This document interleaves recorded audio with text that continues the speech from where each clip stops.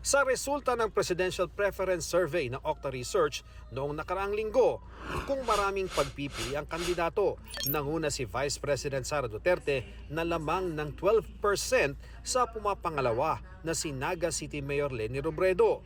Pero paano kung ang dalawang nangunguna lang ang magtatapatan?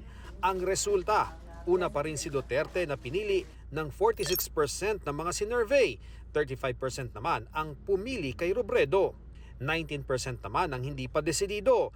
Ang survey ginawa noong March 19 hanggang 25 pagkatapos magdeklarang tatakbong presidente si Duterte at bago naghayag si Robredo na hindi siya tatakbo sa anumang national position sa 2028. Turning point para sa Okta sa pagsipa ng rating ni Robredo ang pagbisita sa Naga City ni Pangulong Bongbong Marcos.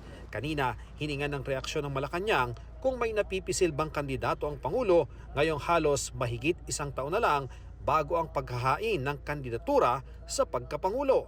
Sa ngayon, sa paningin po ng Pangulo, napakaaga pa pong pag-usapan kung sinong tatakbo sa pagkapangulo sa susunod na eleksyon. Hindi po focus ng Pangulo ang politika sa ngayon. Trabaho po muna.